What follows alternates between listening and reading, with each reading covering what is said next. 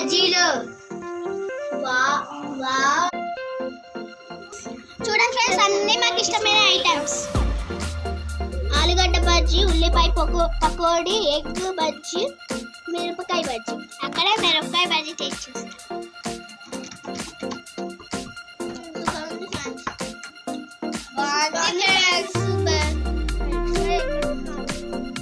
ఆలుగడ్డ బజ్జీ ఫ్రెండ్స్, బాగుంది ఫ్రెండ్స్. తెచ్చుతా